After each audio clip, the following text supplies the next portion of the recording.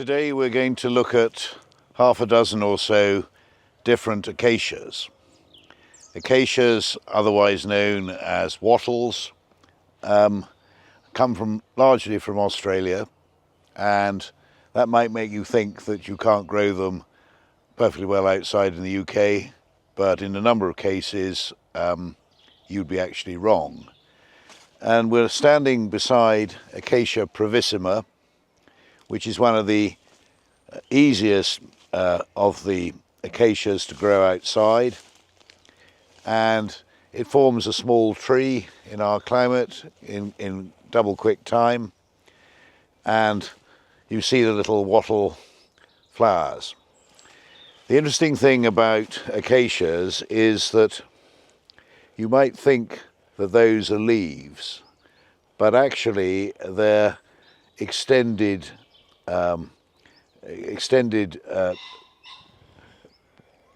twigs which flatten out and form what are called phyllodes. So they're not leaves at all, and with Acacia pravissima you find that there are small spikes protruding from below some of the phyllodes, which is also perfectly normal. It's got a beautiful arching habit and light yellow flowers. Even as a foliage plant it's really quite attractive because the undersides of the leaves have a sort of slightly silvery hue. Its common name in Australia is the Ovens wattle, and something that actually well worth considering growing. So this is Acacia longifolia, and you can easily see why. This is known as the sallow wattle, and it has rather yellower flowers than the one we were looking at a minute ago.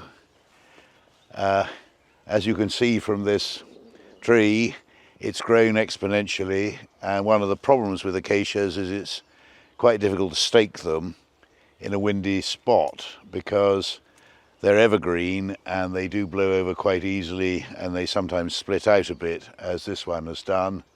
It's only been in the ground about 5 years and already it's 10 or 15 feet tall. And again, what you might think are leaves are phyllodes. One of the peculiarities that acacias have is that some of the species actually do have normal leaves as juvenile plants, and then as they mature, so they develop what looks like leaves but aren't in fact leaves.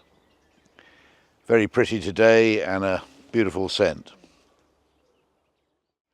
So this is a rather different species with needle-like phyllodes rather than the great broad phyllodes we've seen previously. This is Acacia verticillata, which comes from Tasmania and southern Australia. Nowhere near such a tall growing shrub, probably a shrub rather than a tree, or certainly in the context that I've seen it. Flowers a little bit later in the year. Maybe we'll still have flowers here well into April. Quite a compact habit, but really quite prickly, and not to be probably best handled with a pair of gloves on, but in its own way, with these slightly cascading and drooping branches, a very attractive species. So here's a rather bigger tree, Acacia dealbata, or the silver wattle, and this one has much more bottle brush-like flowers, pale yellow, growing into a vast tree in a very short period of time, but fortunately this one hasn't yet blown over. Very fern-like leaves, completely different leaf structure to any of the ones we've seen so far, and this typically would flower in late winter as well as in early spring. And certainly in the nursery I've seen this in flower in January and February, and I've seen it in people's gardens in Cornwall flowering in February, although today it's still just coming into flower in March. We're in quite an exposed position, and that might have something to do with it. This is a tree you can prune hard, and it will sprout again and reinvigorate itself. And I think the way this one's going, we might well chop it down to about 12 feet and see if it will reshoot as well as everybody tells me that it will. This is yet another different acacia with a quite unpronounceable name. This is Acacia pataczekii. And Wally Pataczek, if I've pronounced it correctly, which I probably haven't, discovered this, and this acacia is named after him, known forever as Wally's acacia, or Wally's Wally's acacia. Blue-green phyllodes, and I'm afraid here we've missed the flowers. There weren't very many, but they've been and gone. And this is quite a shy flowerer compared to some of the others. I've only ever seen it flowering once, and it's been here at least 5 years. And unlike some of the others, which have grown 3 times this size, this is clearly going to be a smaller shrub.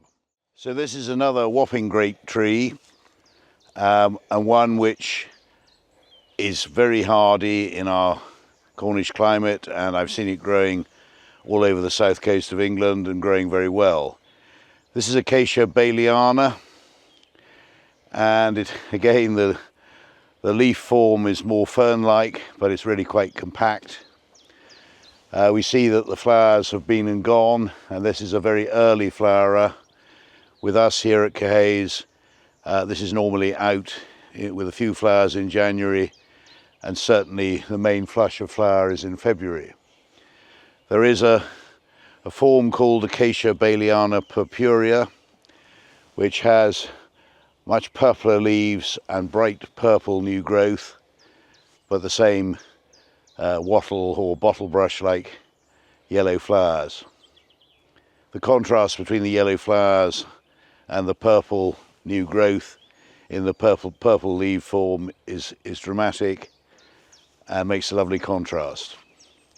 If you look down at the base of the tree, you see another characteristic, which is that actually as the trunk develops, the bark is going to split quite nicely, as it's just starting to do at ground level. This is another tree that I suspect you could probably cut down, but I think that it wouldn't be quite as appropriate for this tree, because it's multi-stemmed and it's making a fine tree which shows up from a long distance, and it hasn't so far fallen over, so perhaps there's no need to prune it. So now we come to the tallest growing acacia of them all, Acacia melanoxylon, or the blackwood as it's called. And this is genuinely a huge tree. We'll just have a look at the base in a minute, but the flowers are a very pale yellow, and they flower largely in March. Not the most spectacular flower perhaps, but I've seen this particular acacia naturalize itself over in Ireland, and I've seen a whole forest of this in Western Ireland, right on the seaboard coast, where it's self-sown itself and developed into a giant forest of enormous trees. So this is something that does need a great deal of room. They live about 100 years, and the wood, I don't know whether the wood is good for anything, but I suspect that with a acacia of this size in Australia, they would make good use of the wood. So let's just have a look at the trunk.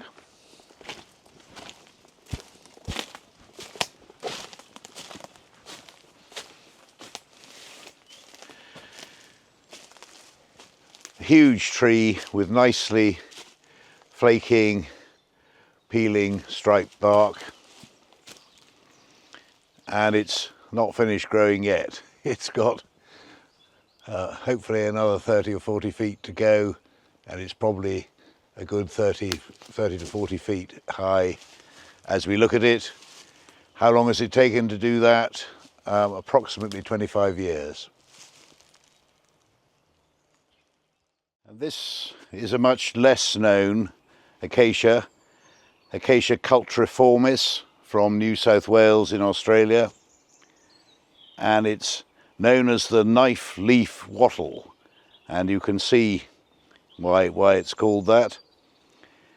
This plant was given to us by Sir Richard Carew-Pole, who sadly died earlier this year, and he said it was too tender to grow at Anthony Estate near Saltash, and so like all those good presents is no use to somebody, they gave it to us, and actually it's prospered and grown into a really lovely tree.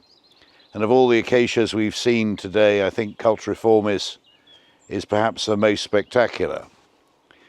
But unfortunately, during the winter storms, it took a fair hit and various branches snapped off. And we're in two minds as to whether to cut it down completely and let it reshoot again. But I think what we'll do is wait and see where these branches have snapped off, whether it starts to shoot itself.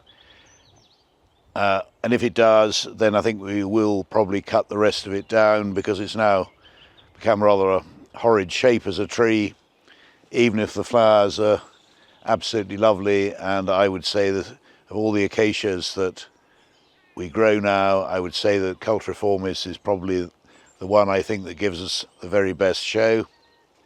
We're starting to get this into cultivation at Burncoose Nurseries, and you'll soon find this available for sale on our website. We've got a nice crop of young plants coming on, which will probably be ready by the autumn. So there are two more species we haven't actually looked at today: Acacia raceana and Acacia baileyana purpurea. But that brings a total to, I think, 9 different species or forms of acacia growing perfectly happily here. And I think people should not be too wary of them. If there's a very, very bad winter, you might lose young plants, but I think that they're far more resilient, particularly in coastal conditions, than people imagine or are prepared to risk. If you want the hardiest, then I think it's melanoxylon or pravissima are the two that are probably easiest to grow in all parts of the country, and certainly you see them growing in and around central London.